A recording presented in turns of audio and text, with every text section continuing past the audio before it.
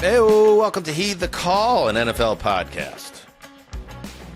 I'm Dan Hanzus. It's me, Dan here. Mark is not feeling well, so he's going to be hopefully joining us later in the week. Connor Orr on vacation. Gravy, it looks like it's you and me, buddy, at least for the start of today's episode. What's up, buddy? Hey, it's fun to be in the boxes, out of my bubble. Wow. Don't be too giddy. It gets me a little suspicious in a Keith Morrison Dateline sort of way. Yikes. Anyway. Yes, it's an episode that we're going to get to a lot. James Palmer actually is going to jump on. He's going to pinch hit for us and go over some of the preseason takeaways from week 2 and get to some breaking news that comes up a little bit later. Also, we'll share some of our own Thinking Man's Guide takes on the preseason. But first, we are going to get caught up on everything that happened news-wise over the weekend. It was kind of, Justin, why don't you just jump? Yeah, you're here. Good. There you are.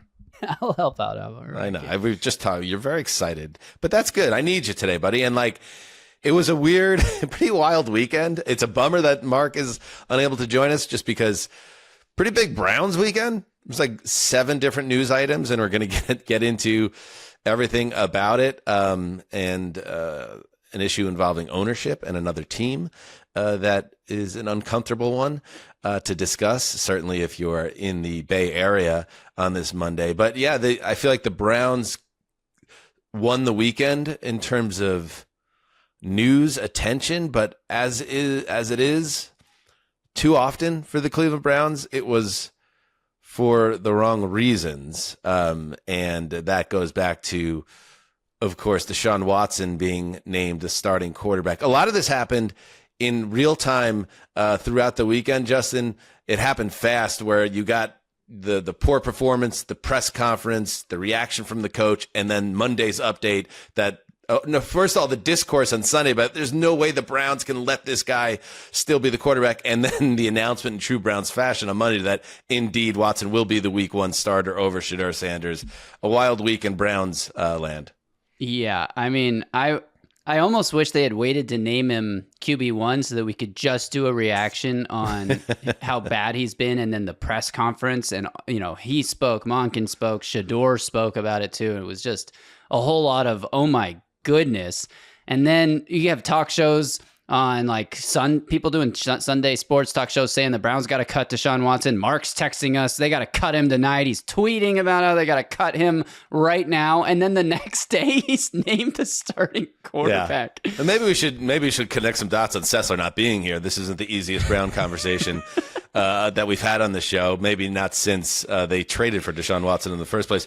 They almost killed poor Stephen A. Smith. I think they broke him. Check this out. Well, this was from a while ago, but it was absolutely the best thing he's ever said. Deshaun Watson is awful. It's so awful that if somebody wanted to arrest him for being awful, I would accept it. I didn't realize that was an older clip, but we're just going to keep it in the show anyway because that's really funny. Yeah. But that's in general the vibe around Watson, and has been the case. And in case you don't know what we're talking about, the Browns played over the weekend, and Watson struggled mightily in relief of Shiyazh Sanders. And afterwards, he had this to say about the booing from Cleveland fans, which was, hard to not notice. The biggest thing is, I think you guys know too, and I think the whole world knows, it has nothing to do about the performance. It's a little bit personal than that. So I think it's a disrespectful thing. So yeah, I'm gonna keep whatever I feel with me and my family internally on how I feel about that. And yeah, just move on. But don't you think, Deshaun, that winning and playing better would eliminate some of that booing? Last time I played on this field, I tore my Achilles. And that same fan base, they cheered when I got hurt. So does that have to do with What does that have to do with anything about performance? When a person get hurt, especially for your own city, and they cheer. Does any of that make you regret coming here? No, I don't regret anything in my life. You know, I think the Lord put me What? through In situations his whole for a life? reason. So There's a few things he might regret, like 21 or 22 all. maybe. But, you know, I had different thoughts on how it was going to be. But, you know, it is what it is. You know, sometimes, you know, the tables turn. And I'm patient enough because I'm a child of God to, you know, wait for that time to change. So I'm not tripping on it. He's always lacked a level of self-awareness that makes his press conference surreal sometimes. And you know, you pair a man who has his history and his on-field struggles since getting to Cleveland with the Browns organization, and it's TNT. I think that's kind of the biggest takeaway for me, is that, of course, there's no reason for this man to be anywhere near the starting lineup of the Cleveland Browns in 2026. I mean, I'll take it back to the owners' meetings in March of 2025. Jimmy Haslam, the owner of the Cleveland Browns, spoke with reporters and said this: "We took a big swing and miss with Deshaun. We thought we had the quarterback. We didn't. And we gave up a lot of draft picks to get him. So we've got to dig ourselves out of that hole. It was an entire organization decision, and it ends with D," that's his wife and co-owner, "and I, so hold us accountable." Now, how do you get from that place, this is, I think, before one of the Achilles tears, to this place where he's back in the starting lineup? It makes you appear so foolish. It almost flies in the face of the theory that we just assume that ownership is playing Deshaun Watson because they are paying him an absurd sum of guaranteed money, when the owner himself is on record stating that they blew it with him. But there's just layers to the incompetence of it. And I feel bad for Mark and all the other Browns fans out there, because when a Jets fan can say this, that you know it's really bad, because what separates Cleveland is there's just this added level of dysfunction that it's almost impossible to calibrate. Because remember that they drafted 2 quarterbacks in the first 5 rounds last year. They have multiple first-round picks next year. And obviously, this is a sign that this team has no real serious thoughts about either Shedeur Sanders or Dylan Gabriel, because why would you ever not play young developing quarterbacks when your whole organizational setup is for next year? You want to find out if those guys could have trade value or could be a suitable backup for the guy you bring in next year, or, you know, who knows, ball out this season, and then maybe you have a different type of problem, a good problem, come draft next year. I know it's unlikely, but these are the things that a team like the Browns should be concerned about and focused on at this time, where they are as an organization. The one thing that makes no sense is Deshaun Watson being on the field. And this is a guy that a few weeks ago acknowledged that he's not going to be the same player he used to be, which led to his coach, Todd Monken, pushing back on a player's own doubting of himself, saying, well, I still expect that. And now stepping up to the podium and challenging the fan base and calling them out for their behavior toward him, which I get any frustration about. Nobody should ever cheer an injury, but to act as if, and again, to lack any self-awareness, as if you don't know why Browns fans are doing that. It has to be understood that the proper context here is that Deshaun Watson ruined the Cleveland Browns. This was an organization at the turn of this decade that was going up.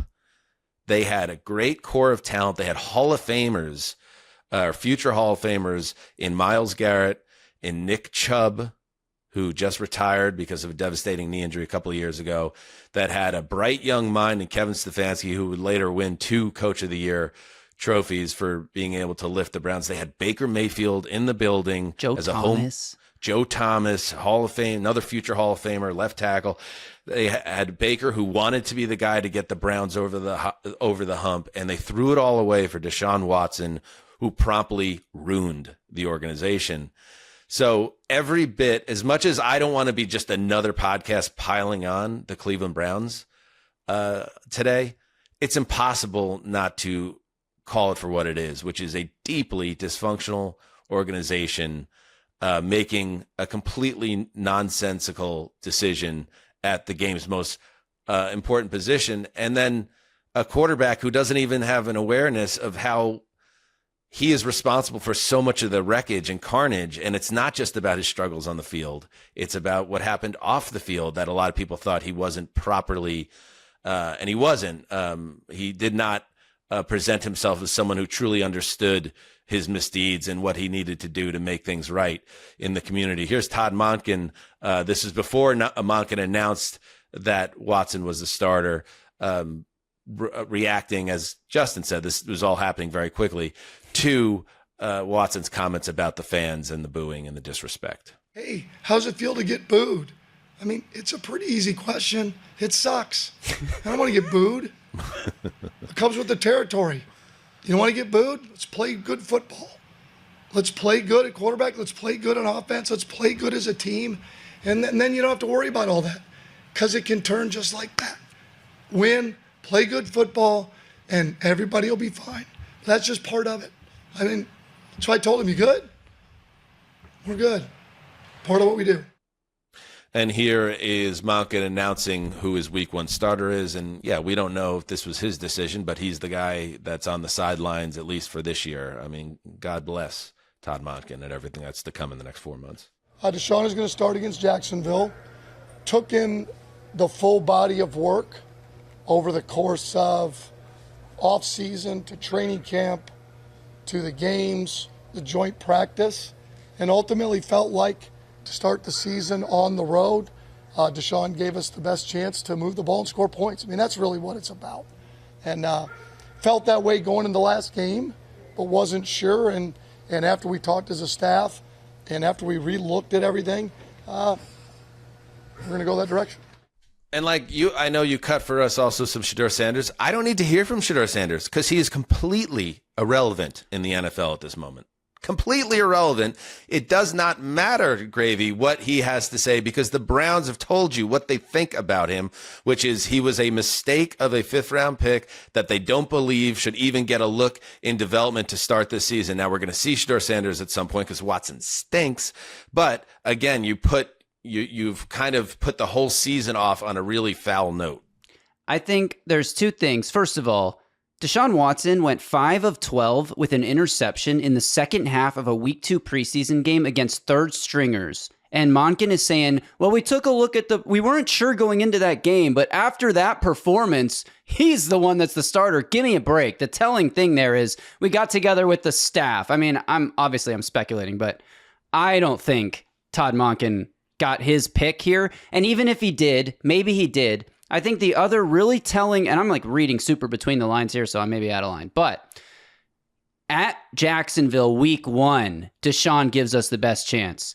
I've seen it floated out there on the Twitter timeline and other places that like this might be a move where you start with Watson, you let him sink his own ship because he's terrible at quarterback now. He's just a really bad player right now. And maybe that's mental as well as physical. And like, his mentals are not in a good place based on the comments that he gave out. But you don't have to do that, Justin. Like there's this idea that he doesn't need to sink his own ship. And you're going to pay him either way. But to go from Watson to the 2nd year, 5th-round pick is a lot easier transition than if you start Shedeur and he bombs in a tough road matchup and then they go on to play Tampa Bay on the road week 2. If he's looking terrible, I agree with the take that it's a more difficult move to bench Shedeur Sanders for Deshaun Watson to suddenly get another chance to come in and be a starter. Why? How is that a better based on the salary, view? The draft capital, the age and experience in the league? Like, I don't think it matters for optics. I think it matters for like inside the locker room it's like, how can you, if you start the guy that's getting all the money and has been in the league for a number of years, and then you have to move to the young guy, I think the locker room can buy that move more so than giving this guy who has been accused of heinous things off the field a chance to come in and quote unquote save the season. Maybe you're right. Maybe Deshaun has the support of the locker room, and Montkin is a guy who's just trying to figure this thing out in his first year as a head coach in the NFL. And if that's what it is, okay. I mean, I still think a big part of this is the team and the coaches, most likely lack of belief in Sanders. I think Gabriel's kind of a non-conversation in this. And if Sanders was someone that they believed in, I wouldn't be surprised if you get, some type of, Wickersham expose on what was going on behind the scenes. And it was like, well, it was the point where they literally couldn't give Sanders. I mean, Sanders is giving interviews saying he doesn't even know when he's the team captain for a game that he should be going out for the coin toss. Like, he's an unserious option. And we felt like we didn't have any other options except for to run Watson out there. His own issues be damned. Like, the whole thing's sloppy. And again, it's all going to get rebooted next year, but I just don't understand. I think the takeaway for me is we're talking about a team at the top of the show that everyone knows is not a player in the NFL this year in terms of playoff or Super Bowl contention. So the only way a team can get into the A block of all these different shows, including our own, is to be so dysfunctional that people just have to, it's like a car crash. And I don't know what the Browns have to do to get out of this cycle it's a great question. I think obviously ownership would be one way that this can potentially change, but I haven't heard anything about Jimmy Haslam looking to trade to get out of the NFL game. And why would he? Because it's very lucrative and it's a great little plaything for a billionaire who and his wife who have bought in on this team after working previously or having partial ownership with the Steelers, and they want to see this through and be remembered differently. I'll use a parallel in the NBA of James Dolan, the Knicks owner, who is one of the great villains of Gotham for decades before what happened this past spring and summer around the Knicks, and it changes everything. So I'm sure Haslam, like many other failed owners, look and say, man, it's never too late to get it right. But they have not gotten this right. So, let's move off it. Watson apologized for his comments, which obviously, again, just like I don't need to hear Sanders' comments on the situation as a guy who's obviously not being taken seriously in this organization. Watson being told you got to go out there and say something so the fans, don't kill you is like, I don't care. Yeah. I don't care about this guy. And I think everyone's more shocked. Like, we have to, on some level, care about him because somehow he's still a QB1 in the NFL despite it all. Speaking of ownership, before we take our first break and we bring in James, wild news came down on Monday morning. The San Francisco 49ers are dealing with more issues. It's been a rough last few months for the Niners. Owner Jed York was arrested on suspicion of engaging in prostitution in Ohio over the weekend. There's his mugshot. That's rough. The California Post confirmed this. York pleaded no contest on Monday after the state of Ohio amended the one count of engaging in prostitution to a disorderly conduct charge. Let's see. Court documents obtained by the Post on Monday state York responded to an ad on a known prostitution website and arranged to have sexual activity with the female in exchange for $140. He was also convicted of, quote, possessing criminal tools,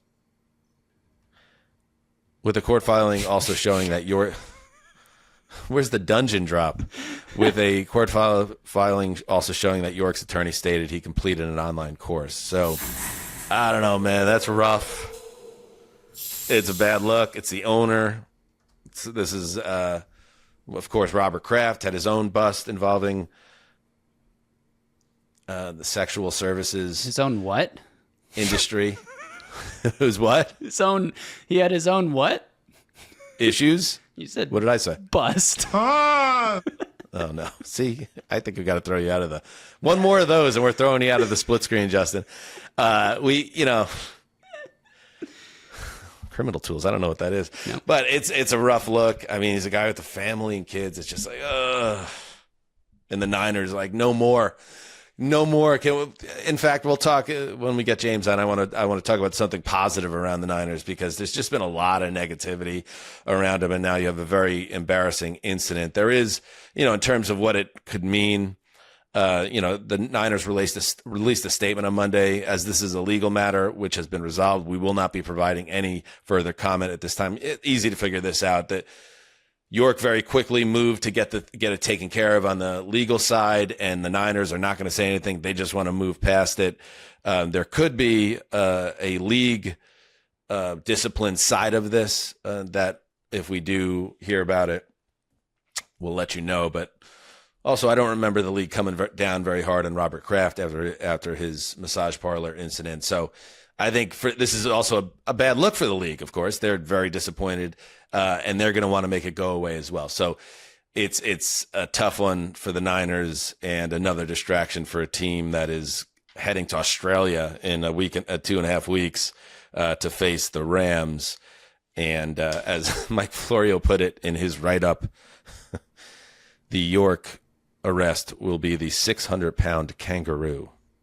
Oh, good one. In the room. Nice. I Googled what does convicted of possessing criminal tools mean. Yeah, I'm curious. Go ahead. Google We AI. don't have Mark here to help us out, so what do you got? Google AI says it means a person had an item, substance, or device under their control with the intent to use it to commit a crime, such as objects specifically designed for illegal acts like lockpicks, skeleton keys, pipe bombs, objects I don't want to know. Used in I changed my mind. suspicious way, crowbars, screwdrivers, even a burner phone, which that could be that would make a little bit of sense, at least if it was like a burner phone. It's like, okay, you were using a burner phone to book this illegal thing. Okay, well, maybe, Justin. Maybe. Could be anything. Speculating. You are speculating. I love to speculate. The Niners are like, can we get to week 1? Can you just not talk about us again until week 1 when we're in damn Australia playing the Super Bowl favorite? All right, let's take a break, and we welcome in Jimmy Palmer. Stay right there. Fellas, football season is right around the corner, which means it is officially time to upgrade your game day setup.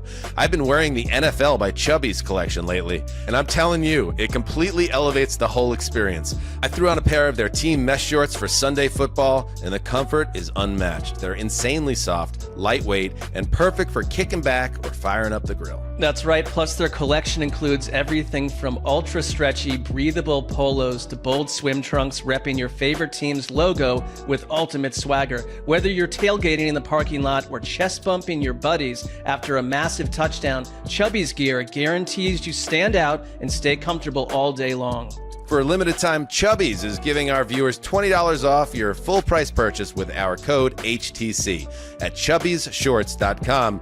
That's code HTC at chubbysshorts.com. And that includes the NFL by Chubby's collection. Support our show and tell them we sent you. Stand out from the crowd and level up your game day wardrobe with Chubby's. All right, we are back. Yes, Gravy. Hey, before we welcome in James, I got a truck driver on the line calling into the show, claiming to be Browns owner Jimmy Haslam. Should I put him through? I know what I should say. But yes, impossibly, I say patch him through.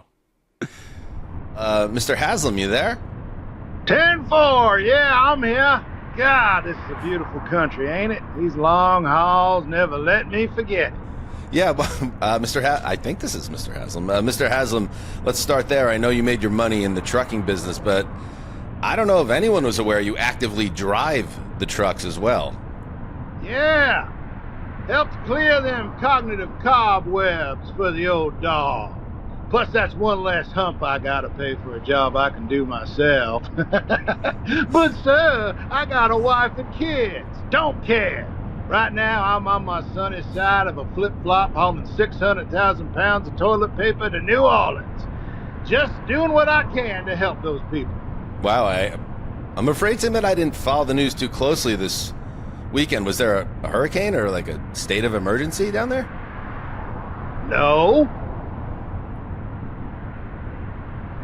Okay. Anyway, about this Deshaun Watson decision. Hey, hang on a second. Four-wheeler coming up on my left has a real dime piece behind the wheel. Come on, baby girl. It's Whip 'em Out Wednesday, baby girl. Come on. Mr. Haslam, that is completely inappropriate. Also, it's Monday. Respect the WOW protocol. Oh, shucks. This old boy gets so lonely out here. So terribly, terribly lonely. Anyway, yeah, what were we talking about again? Deshaun Watson. Oh, now that's one shipment I wish I could deadhead back to Houston.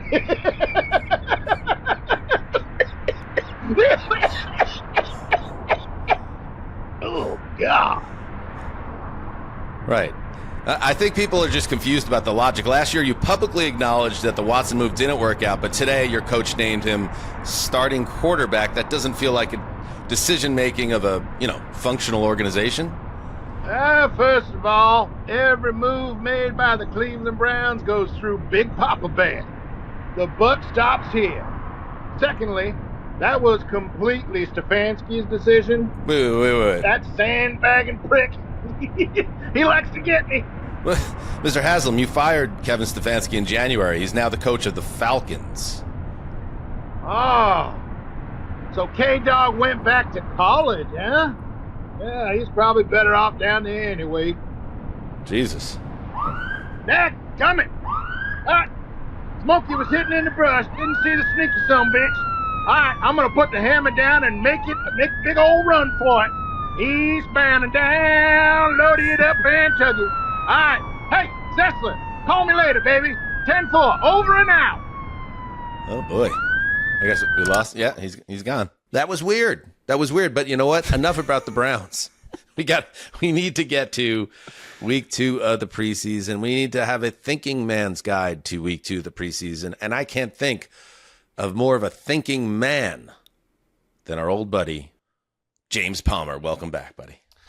It's great to be back, boys. I'm in my, I'm heading off to training camp. This is like a very relaxed fit JP right here, right? Like, we're in like serious, we're going to sweat our balls off type of training camp mode right now. So right, because you're a man who does like to be suited and booted. You're known for your sartorial choices. Mm-hmm. But when you are at training camp, it's a whole different JP. It really is. I used to wear, when I started as a beat reporter in Houston covering the NFL, and I remember at Comcast Sportsnet Houston, they told us I need to wear a shirt and tie and jacket for my reports. And I no lie had the head athletic trainer come up to me from the Texans and go, I'm genuinely concerned for your well-being out here in Houston.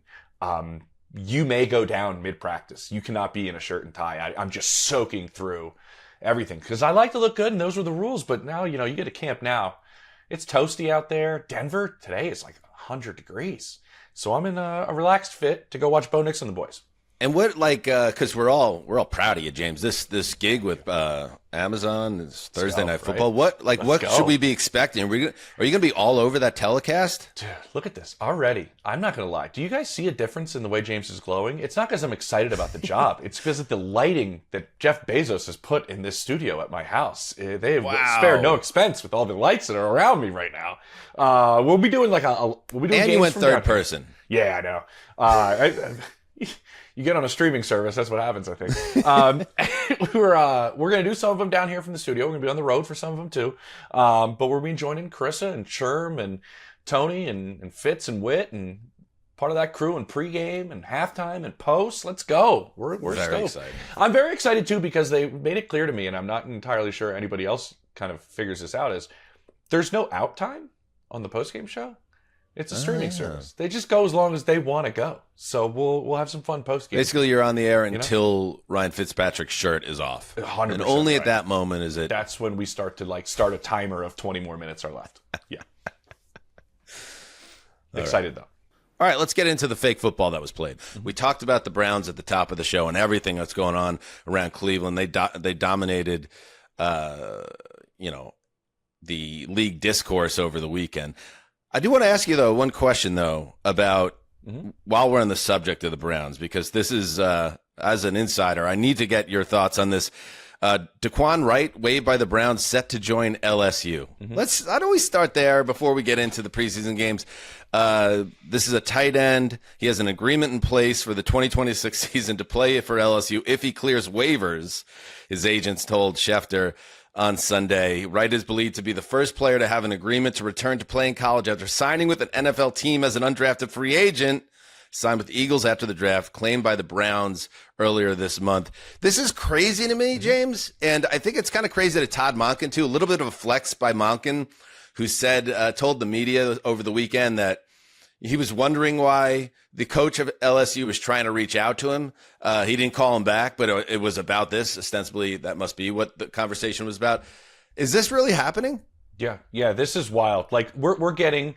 People like Todd Monken is getting a phone call from Lane Kiffin saying, hey, I'm curious in your players. Like, this is a world that we've never experienced before, but let's be entirely honest. What we've seen with, Brendan Sorsby and other aspects with going on in college football, it's a difficult, let's just call it NFL minor league system to figure out right now, right? It is really, really difficult. And so where we're at, and I was talking to an agent on the sideline of a preseason game actually this past weekend about this, and our conversation, really the crux of it is this. This is going to most likely, and most people's around the NFL and people that represent these players, is going to be a limited window where this is going to be potentially happening. There are plenty of people that think this is not going to be something that is going to become a regular thing, but it's perfectly legal right now to do it. I don't, in all honesty, blame Lane Kiffin. I don't blame the kid either. Like, if you have an opportunity, let me get this straight. If you're a player that's hanging on at the bottom end of a roster and you're most likely going to be cut, but you have an opportunity to go back to college, make more money, and continue to develop to further advance your prospects at the NFL level, it's like a win-win-win for the player. It really is. And so this is something in a lot of people I've talked to's minds that is not going to continue and be the norm moving forward. But right now, legally, it is all above board where things stand right now. So there's this, in a lot of people's minds, window where this is going to be something that some players can take advantage of. I can't. Wild. I know I'm not alone on this and I know I'm not a big college football fan, but I know a lot of people that are, and a lot of people are kind of crushed by the path that college football has been on. And now what has happened here is now, filtering over, as it was inevitable, to the NFL side of things. Already has, with guys knowing they could stay in school an extra year and start making bank or continue making bank. Yep. It all feels Pandora's boxy. And I just it feels like there's only going to be more ramifications. And I don't know if you can put the genie back into the bottle if this turns out to be something that's really harmful to both institutions. I mean, where do you come down on all this? Yeah, listen, it all comes into a conversation of where the NCAA has been really had an inability to police itself. That is where most of this comes and falls down. And so I don't think this is something that's going to continue long term. But again, it's another example of how the NCAA cannot really figure itself out. And that's kind of the spot that we're all in right now. And you're seeing certain players finding ways to, in all honesty, it's opposite of what it used to be back in the day, right? Players getting money illegally under the table, trying to find ways to circumvent the system. Now, because of the way things have fallen, players are legally finding ways to circumvent the system and legally get around certain things where honestly they're in their rights doing nothing wrong. And it's just the way the NCAA is currently set up with the window that we're in right now, that honestly this falls mostly on them and honestly doesn't really fall on the NFL. Let's talk a little bit, James, if you would, about what jumped out to you. We have taken a very serious hardline stance of preseason to make sure everything is kept in the proper perspective. I won't even begin to get into the point that the fact that Geno Smith, once again, the ball did not touch the ground. He can spin it. And he could throw the piss out of the ball. He can. Yes, one of the passes was batted down and then caught by his own lineman. But that's a completion, James. Certainly okay, is. As was the touchdown. Unorthodox, but completion. that ended that possession. The guy's going to lead us to the promised land. Yes, he is, Aaron Glenn. Or maybe 7 to 8 wins. would be Promised an Land? improvement. But what in this preseason week 2 action jumped out to you? Any teams or players? What mattered this weekend? I'll start with the game I was at, which was Packers-Broncos. You saw 2 starters in that game. I think that's why I wanted to kind of start there. You saw Jordan Love operating out there with and I'll just call it this, and this is what Steve Smith and I have called on our receiver show, is like a new philosophy in how they're going to operate this receiver room. It was always, hey, who's going to eat on any given day? They don't know who to prepare for because somebody else can be the focal point each and every week. And now it's like, no. We have 3 dominant receivers. They believe Matthew Golden has a chance to be one of the best number 3s in all of football. And you have Christian Watson, you have Jalen Reed, and you have 3 guys that you're going to focus on. And so I think you saw what Watson was able to do against Pat Surtain at times. I think people are really expecting Jordan Love to take a jump. So I'm starting with guys that I know are going to play on Sundays. We can get into these rookie quarterbacks all we'd like, and we can discuss that. I know plenty from talking to people there. And then you saw Bo Nix playing with Jalen Waddle for the first time. It's something that's lacked in the offense of one of the best teams in football, which is explosive plays. And you saw right out there, out of the gate, I think it was like a post route, and Jalen Waddle goes for 35 yards. I think they had 13. Gravedigger, you commented on my tweet. I think they had 13 plays over 30 yards in the pass game last year. And I think Justin was like, he's going to have 13 himself. So I think that's an aspect of the Broncos offense that's been lacking for sure, and Nix has been very vocal about it. And we saw Jalen Waddle make this group a little bit more explosive, and I think Davis Webb is already rolling. Hey, Gravy, jump in here. Stay in the convo with us. We're shorthanded today. All right. You did. You jumped in, didn't you? I did, yes. I'm very excited about Jalen Waddle. I mean, from like a fantasy perspective, if we want to, fantasy extravaganza coming up on Wednesday, by the way. But that's a guy that, like, he's being drafted right now like he's not going to be the number 1 receiver on the offense that threw the ball more than anyone else last year. I just think, like, we saw exactly what we're going to see a lot of this year, which is Bo Nix down the field, Jalen Waddle. They didn't even get him involved in a lot of ways. I think that they will. James, you can obviously speak to this better than me, but like in the screen game, in the short area, yards after catch opportunities, they probably don't want to reveal that right now in the preseason, all the ways they're going to use him. But I am so excited for what the element that he can add to this offense. Yeah, I'm a pinch hitter here, Dan, for this show, so I'm not a part of the fantasy show, so I'll throw my 2 cents in this one. Do it. He's been lining up all over the field. I mean, he's been in the slot a ton. They're looking to find ways to make sure defensive backs can't get their hands on him, and they kind of put him pretty much everywhere. And look for him to just their goal is, not only is he going to create explosive plays for us, he's going to create explosive plays for other players within our offense. He's going to run horizontally across the field, and what's going to happen to a bunch of eyeballs? They're going to go this way, and then Cortland Sutton has a little extra room on the outside, or Pat Bryant has a little more room to operate, or you saw the touchdown that also was out there where RJ Harvey in a play that they ran in training camp like just 1,000 times that he catches downfield for the touchdown. He's going to open kind of everything up, and he's going to line up pretty much everywhere. You just didn't see it. It was like that catch happened, and everybody's like, okay, get him out of there. And he's not really going to do much more. But I think these are 2 teams that are legit Super Bowl contenders that we're playing in week 2, and hence why I wanted to kind of talk about both of those. Yeah, that's a good one. And yeah, Nix, and obviously the injury he sustained at the end of the divisional round last year I think it will go down rightfully as one of the great what ifs in Broncos You think history. they would have won that game, right?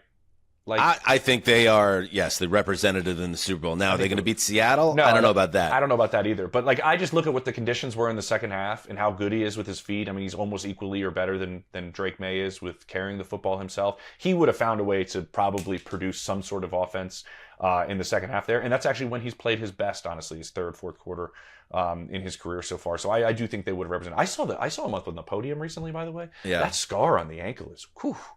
It's a big one. It wasn't just like a simple procedure in there. And so he's come back, he's moved really, really, really well, and they're not going to limit him by any stretch of how he uses his legs moving forward. They think he could be smart with it.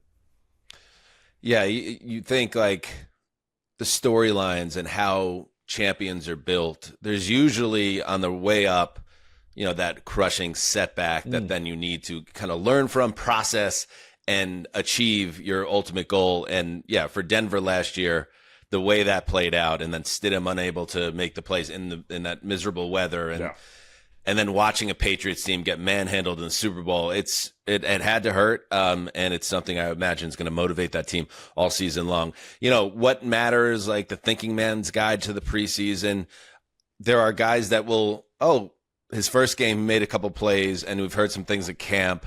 Mm-hmm.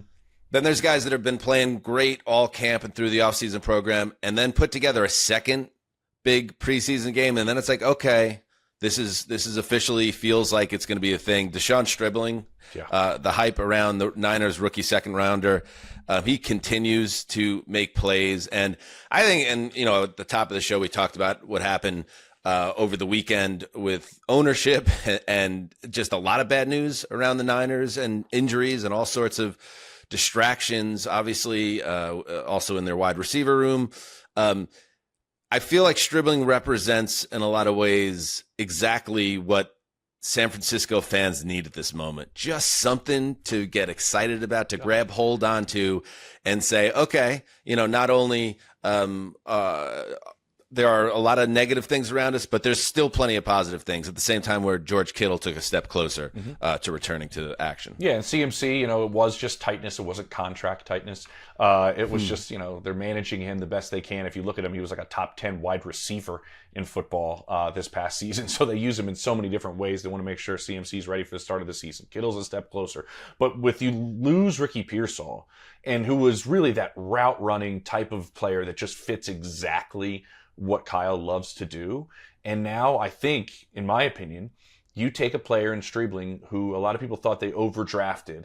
But I think when you have a player circle that fits exactly what you do, you go and get him and you don't wait. And I think they were right on this one because, in my opinion, and talking to some people, he's Juwan Jennings, but better. He's physical. He can block. He can do a lot of things for you. He does exactly what you need him to do. Now, again, yes, he's a rookie, so like some of that will come along, but hell, it certainly helps having Mike Evans in the room with you, a guy who has done it, you know, at the highest level for the longest period of time you could think of. And I think they're going to lean on him. But again, you don't have to fully lean on him when you have George Kittle on his return. And I mentioned Christian as a receiver, and you have, you know, Mike Evans. And so, like, he is going to continue to develop. And there are plenty of people that truly believe that he will eventually be their number one wide receiver. That is the trajectory he is on. Does it happen this 2026 season? I'm not sure about that.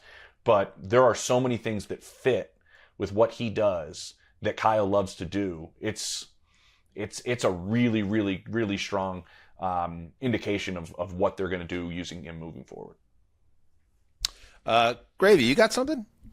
Takeaways? Yeah, sure. Week 2 take, you know, not a ton of teams played their starters this past weekend. I think like one of the teams that did happens to be the team that I also root for and cover separately. So I'll talk about the Titans, who have struggled. But you're a Titans fan? It's only a regulation helmet, a spinning helmet behind you, a light-up hologram. There's a book that your podcast co-host wrote, I believe. There's an Eddie George signed photo behind you as well. But did I miss anything? No, that pretty much covers it. There's some little I think there's a tidbits cup. on this I table. think there's a cup there too. Yeah, is that a souvenir cup they call those? Right.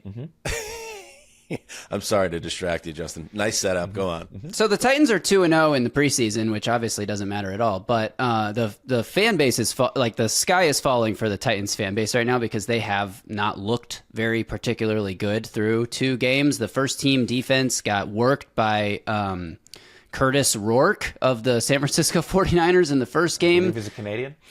There you go. Last night, last night, Drew Lock had his way with them, found a totally busted coverage miscommunication. Elijah Arroyo, 36-yard touchdown. The like 4th string running back that no one's ever heard of had a 69-yard touchdown run on the first string Titans defense. Things haven't looked great. Cam Ward's led 1 touchdown drive in 6 chances in the preseason. So I think the sky is kind of falling.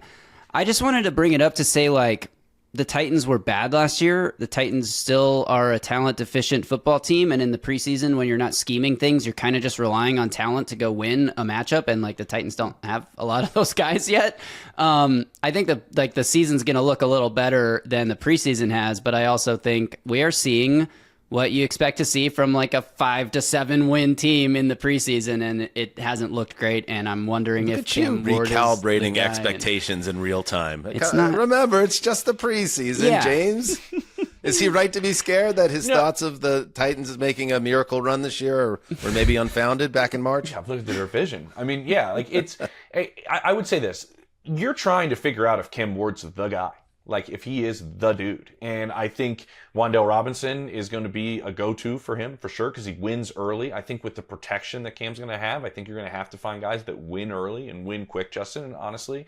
And I do know that, if anybody knows how to use Wan'Dale really, really well, it's Brian Daboll. But at the same time, how do you get Carnell Tate kind of going? I think that's part of, like, the sky is falling a little bit. He doesn't have a catch, if I'm not mistaken, right, in the preseason. Justin. How come you're not texting me about that anymore, Justin? What's going on? Well- You were sending me all those taunting texts about his camp and summer activities. He has had a good camp. I mean, he really has in the eyes of the Titans, for sure. He has had a good camp, his and mother. Robert Saleh was asked directly about this last night, and he said, look, because somebody asked him, like, how do you think Carnell Tate's handling the adversity of the preseason so far? And Robert Saleh was like, if you think this is adversity, then he's in for a major wake-up. That's a bad question. Yeah, that's a poorly framed question. Unless James asked it, in which it was a great question. Yeah, 100%. I only asked a question. And he said, look, we're not scheming anything right now. Like, we're keeping him at one spot outside the line of scrimmage. We haven't run hardly any motion. Daboll's going to scheme him or move him around the formation and get him the ball when he needs to get him the ball. And we're not going to show our hand in the preseason. So you're not seeing any of that. So I think, like, a lot of the sky is falling stuff is because people are being fooled by nonsense preseason stuff. But yeah, I am not going to rain on your parade about the Titans. And again, the whole thing that we're trying to get across to people is don't get too caught up in preseason results. But here's a little sound from Bob Saleh after the second preseason game. And you would love for them to know it. You go through some of the walkthroughs, but to see it, there's nothing like seeing it in a live rep. And I'm glad it happened. Like I said, there's sometimes you need a scar to feel the weight of making of communication, and that was one of those moments. Here's my thing, and it's the same thing I said over and over on the show during his Jets tenure. Robert Saleh looks the part. He's incredibly well spoken. He says kind of cool shit, like sometimes you need a scar to feel that whatever the. I never got the vibe that he was actually a good head coach. And I know I like the Brian Daboll hire. So you're not asking Saleh to carry the weight of both sides of the ball, and hopefully he could thrive in that CEO role. But that was always, to me, I thought I was a little bit on crazy pills, James, when the Saleh hiring happened and everybody was praising the move and saying he won the press conference. And I'm like, where's the evidence that this guy actually knows what he's doing? And he has a very, very big role and an incredibly important responsibility to try to get this organization back on track. I kind of need to see it because I never saw it with the Jets, and now a new fan base that's looking to get back on its feet is hoping he's the guy. And I just don't want you to go through the same thing I went through, Justin, which was you buy into the look and the feel of Bob Saleh experience, but then the actual results don't back up that feeling. Yeah. I'm sorry. If you ain't got no haters, you ain't popping. I'm going through some texts. I think Keyshawn Boutte's getting traded right now while we're doing this. Whoa, to Houston? To the Texans. Wow. Good trade. That's a nice. Since we're going there, he's had a really. Can I comment on that very quickly? Yeah, let's go. Let's get right to it. Hit us with the developing news drop, Gravy. Tom Brokaw. He's Tom Brokaw. I said that already. Keyshawn Boutte, wide receiver, New England Patriots, on the move to the Houston Texans, who of course have a need after very disappointing injury news last week. Very disappointing injury news. And yeah, I listen, Jaden Higgins was slated to have a monster year for them as the running mate to Nico Collins, and then goes down with the ACL. They actually thought he had just twisted his knee. They were kind of optimistic that, post-practice that it wasn't anything major, and it ended up being the ACL, and, he's done for the year. They were just devastated by that with the way the camp has gone for him. And Tank Dell's kind of TBD. We've all loved the recovery and loved watching it and loved watching him grind Can't expect through too this. much. But I mean, what can you truly expect from Tank Dell? And that's not slighting any of the work he's put in. This was just an unbelievably catastrophic injury. So they add a couple of veterans last week, but they've had their eye on Booty a little bit here. And I'll say this. The reports that I've gotten out of New England are he has handled this so well. He's always been the odd man out in where that wide receiver room is, right? It's the deepest it's been, I don't know, in 25 years. Like it is really a deep, talented group now, and he's handled it awesome. He knows he's kind of, he's the guy in his last year of his deal. He started off with a really, really great camp. And he's worked his butt off, and now he gets an opportunity to probably get some more run here.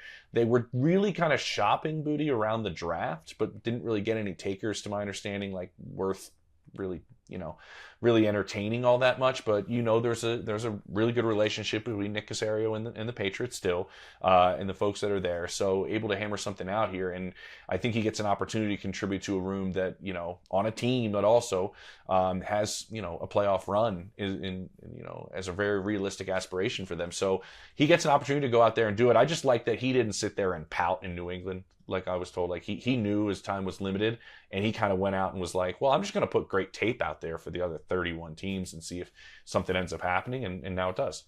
And a nice job also by the Patriots, who I think did not do anything to dissuade the camp report saying how Booty was having the best camp of anyone, the wide receiver room. He's really standing out. When if he was really that tremendously out of this world, you would think, well, Patriots are trying to win a Super Bowl too. Yep. To send him to a fellow Super Bowl contender in the AFC, maybe the team that stands most in the way of the Patriots getting back to the Super Bowl. It's an interesting trade, a fascinating trade, really. You don't typically see a trade between two teams that are this close simultaneously.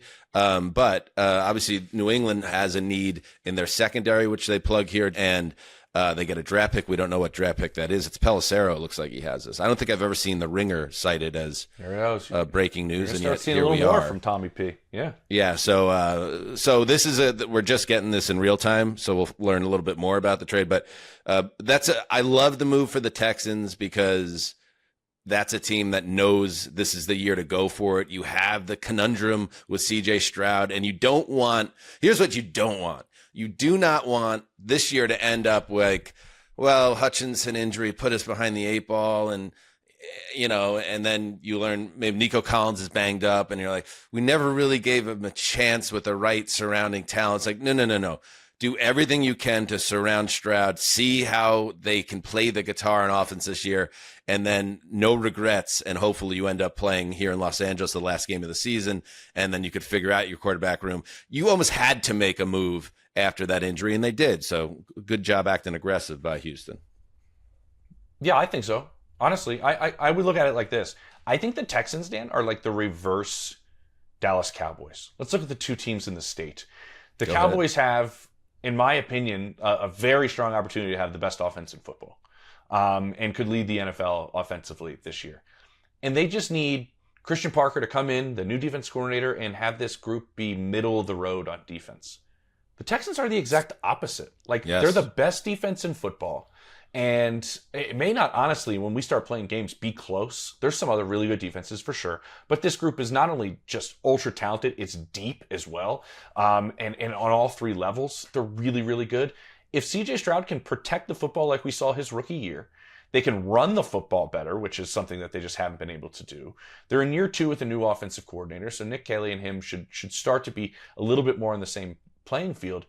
Let's just not have negative plays. Let's play like the 12th, 14th best offense in football, and this is a legit Super Bowl contender. And I think they needed to make sure that they give themselves their opportunity to be that, and that's why you have to go out there and actually probably, I haven't gotten the exact parameters yet as we're doing this in real time, as I'm texting some people, but you probably have to overpay just slightly to make sure that you put yourself in that position that I'm describing. I'm trying to think who's like the blueprint for that.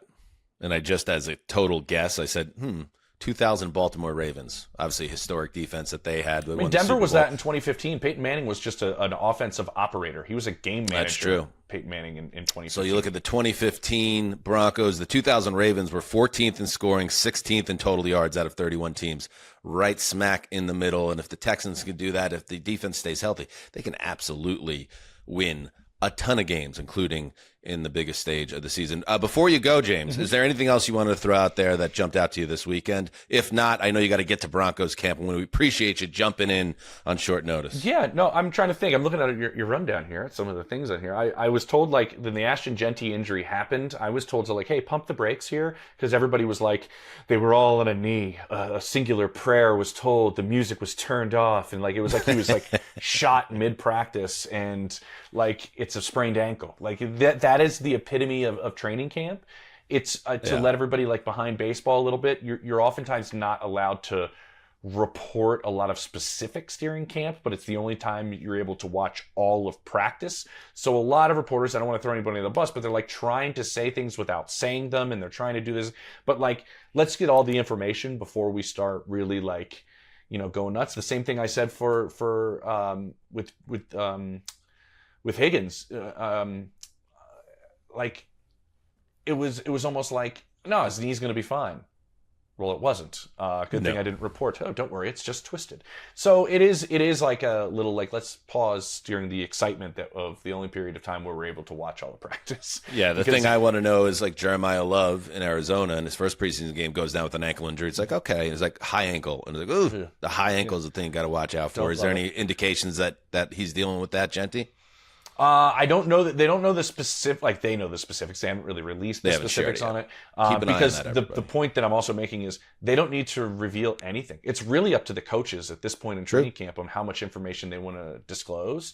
And so I think the Raiders are going to be very, very quiet with this one. If you know anything about them as an organization, that they're going to follow the letter of the law perfectly. Of, like, we don't need to say anything. We're not really going to say much. And I think that had to get out because there were so many inaccurate reports about a knee injury that they needed to get the ankle injury out.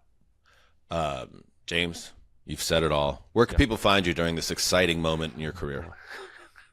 It is. It's legitimately very, like, star searchy. Yeah, I gotta say, like, I've been through it myself, but, like, careers, there's highs, lows, there's you know. You right now, buddy, and that's why we were so happy to hear about. Dude, I appreciate you guys reaching out, because that's a big one, buddy. Dude, I really do. We don't have a game until week 2 on Amazon because, well, I mentioned Tom and Netflix will have that opener down there in Melbourne. Right. So our first game will be Lions and Bills week 2. So then you'll start seeing me on those Thursday night broadcasts on Amazon there, and then Steve Smith and I are still pumping out boatloads of content. Just taped the NFC East wide receiver room breakdowns of all of those teams. So 89. Every single now team is going to have their wide receiver room out there starting next week. I want to say they'll all be dropped. So that's still rolling hard. 89. I'm about to go see Steve, by the way. This is a little, it's TMI, I'll just say. I'm flying to Charlotte tomorrow to go to Texans and Panthers joint practices together. And get a chance to talk to Dan Morgan and Nick Casario and all these guys. And I'm shacking up with Steve. Yeah. Oh, shit. Yeah. Sleeping at Steve's house. I'm surprised Steve Smith doesn't seem like a guy's like, I don't shack up with no man. I got my own room. Yeah, like, well, we're not sleeping in the same room, Dan. No, I like bunk home. beds. I'm imagining you bunk beds, matching pajamas. That's how I see it in my head. Yeah. Yeah, you can continue to see it that way. That's probably not the reality of what's happening. But yeah, I mean, Steve's like, there's no way you're coming to Charlotte. You're not staying with me. So we're going to, probably head up some dinners and hit the town a little bit. Should be a good time to spend some time. That sounds great. I don't know why. I think I just watched the Mr. T documentary on Netflix. I don't know why my Steve Smith sounds exactly like Mr. T. Like, I pity the fool who tries to stay in my same room. Yeah, he doesn't really say. And again, we're not in the same room. I mean, to just reiterate this, right? As you keep developing news, you keep pushing Palmer that agenda in separate out there. living quarters. Yes, as you keep pushing. You said shacking up, though. Yeah, it's true. I mean, it's an entire home. He's a grown man. It sounds like you're spinning because you're like, you guys thought, we could save a little money on the 89 budget. He doesn't live in a one bedroom. Dan, are you All right, jealous? Like, you and Steve were supposed to go on that Winnebago cross-country vacation. I would say us supposed to be going on that. That's a little strong. I lightly suggested it to Steve, and he looked at me like I had an elbow growing out of my forehead. Yeah, he wasn't all about that, I don't think. No. Yeah. But listen, if I talk to him again, I'm going to pitch it again. You should. That's my promise to the listeners. It's the number one rule of sales. Don't take no for an answer. James, get in the car, put your seatbelt on. All right. Don't speed. I never and get to practice. Never. Off to practice. We love you, buddy. Off to Mandy's. Take it easy. All right. Stay right there. We'll finish up the show when we get back. Spending a Saturday trying on clothes in a crowded store is the last thing I want to do with my free time. But at the same time, I still want to look sharp and feel confident when I get dressed. That's why I've been using Stitch Fix. It's the original personal stylist service that completely takes the guesswork out of building a great wardrobe. True, Mark. Here's how easy it is to get started. You take a quick, fun style quiz where you share your exact sizes, your overall vibe, and what you like to spend. From there, you get matched with a real human stylist who actually takes the time to understand your life and preferences. They put together a custom fix box packed with fresh pieces made for your everyday routine, whether that means office days, weekend hangouts, or upcoming trips. Yep, everything arrives right at your doorstep with incredible fit, saving you tons of time. It's totally risk-free to try. You test everything out in the comfort of your home, keep what you love, and send back the rest using the included prepaid bag. Shipping and returns are always free, and there's no subscription required. Plus, you get a free try-on for your first order. Get started today at stitchfix.com/heed to get $20 off your first order. That's stitchfix.com/heed. All right. Oh, man. Special thank you to Jimmy Palmer. Again, we're just scrambling a little bit on this Monday, and James stepped up on literally 10 minutes notice to give us a little bit of backup today. So thank you to James, and follow his work. It's very cool what he's got going on with Amazon these days. We mentioned the Ashton Jeanty injury. It's being called a sprained ankle, and we'll track his recovery and what that could mean for the Raiders. Other injury news, we talked about this at the end of last week. The Chargers have had all sorts of issues keeping their offensive line healthy in the Jim Harbaugh era. And the Tyler Biadasz news, the center, was put on season-ending IR after suffering, was it a knee injury, Gravy? They said ACL damage, but they didn't say torn, but it must be. But that's sometimes, I think that's what happened with Penix last year also. It wasn't a full tear, but it was enough of an injury where they had to do the reconstruction. So if Biadasz is heading down that same road, good luck to him, and we'll test the depth of their offensive line. I know they drafted an interior lineman that I guess steps into that role. Is that what they're going to do over there? Seems like I'll probably have a camp battle between somebody who would have been a backup and Jake Slaughter is the rookie that they drafted. Great name. Yeah.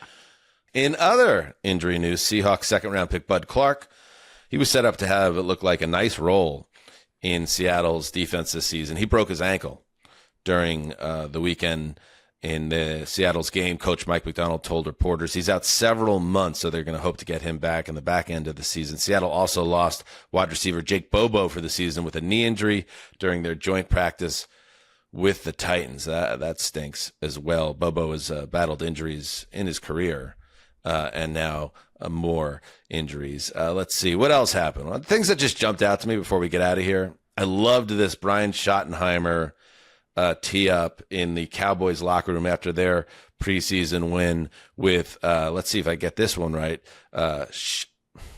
Shiyazh? Probably. Okay, Shiyazh Pete. This is an interesting story. So he became the first Navajo Nation player to represent in an NFL jersey, and this is movie-like. The speech you're about to hear, it's exactly it. Put it this way: before you hear this, if you haven't heard it yet, if I were to say to you that the first Navajo Nation individual will play in an NFL game of any kind and then have an opportunity to break down the huddle in the locker room, this is what you would write up if you were a Disney screenwriter. Let's listen in. One, things to clean up for sure always is, right, Kate? But Schottenheimer with his messed up hair and his backwards. Right. I'm proud of you guys for visor. that. But I saw something I've Frat never boy seen visor. before. 25 years in the NFL. An entire section cheering for one man. And that man's going to break us down. Pete. They just call him Pete. Yeah, that was an incredible win. I am very fortunate to be amongst you and to play in the same field where the same star hold it on our chest. And I'm proud of us. I'm proud of how far we've come. Man, this game, fate, brought us here as strangers, but this game, this star, this team will make us brothers. Pretty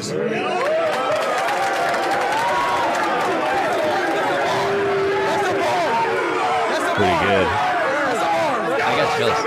Cowboys on 3! 1, 2, 3, Cowboys! You don't know how hard it was for me to not ask Justin to put like a ancient Native American beat under that. But I thought, no, that might be taken the wrong way. But that was pretty cool. Yeah. Love seeing that. And that's what the preseason is really all about. If we want to get back into the thinking man's guide here, like, there you go. You can Go, Gravy. try to extrapolate and project for the season. None of this really means anything, but it's about guys like this getting a chance to have a spotlight, to go make a play, to be part of a brotherhood, and have a moment that they will remember forever, whether or not this guy makes a team or not. I mean, he should make the team just for his, locker room speeches, but at least like he'll always have this, his team will always have this, and that's what I love about the preseason is guys just getting a shot to live a dream. Well said. And you know what the Jets defense will always have? 2 interceptions. Yeah. In their shutout win over Drew Aller. I'll wait for Ceci to come back to really dig in on this. And the Pittsburgh Steelers. So that was nice. The Jets, of course, looking for their first regular season interception in a couple of years. But we'll have to wait for that. And last note, you had a little Dolphins fun fact, maybe not so fun. And again, grain of salt, preseason. Yeah. But some of these teams, the Falcons, one example, of course, teams that have struggled a little bit in the preseason. The Miami Dolphins are a team that not a lot of people are picking to do well. They did not ball out over the weekend. Look, we know this team doesn't have a lot of talent right now. They intentionally set themselves up that way for next year's draft. It might be a long season for Dolphins they wouldn't fans. say that, but yeah. You're right. Yeah. If you thought the starters weren't too good, imagine what the backups would look like. I watched a bit of this game. I was in Vegas over the weekend, and I had some action. This was Giants-Dolphins? Giants-Dolphins. I had some action on the preseason. I actually hit a parlay. It was pretty cool on a preseason.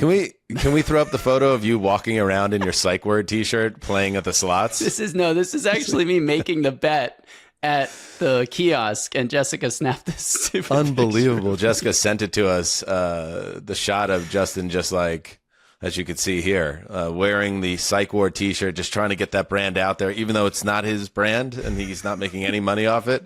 He's still pimping that shirt and wearing it constantly. Are you going to be one of those people, like when you're in your old age, you'll be just like in one of those motorized wheelchairs smoking a cigarette at the slot machine? Like it feels like you struck me as somebody who would get maybe dressed up to go out in Vegas, but here you are in your Psych Ward shirt. I wore that on the plane. That was Friday night when we arrived. We played some craps that night, but we had Saturday was our main day, and I did dress up nicer on Saturday. But yeah, Hope you had a great time, buddy. Thank you. It was fun. It was to celebrate Jessica's birthday, and it was a great time. Anyway, happy birthday, Jessica. So I watched the Giants-Dolphins game because I had action on the line, baby. And your poor wife. Holy shit. You're dressing like that and watching Giants-Dolphins?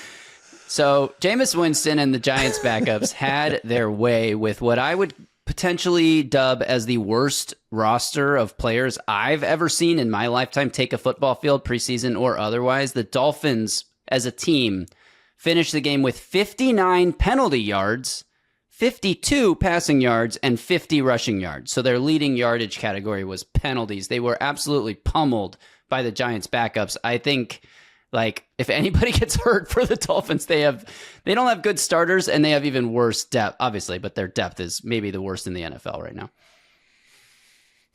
God bless you, Malik Willis and Devon Achane. All right.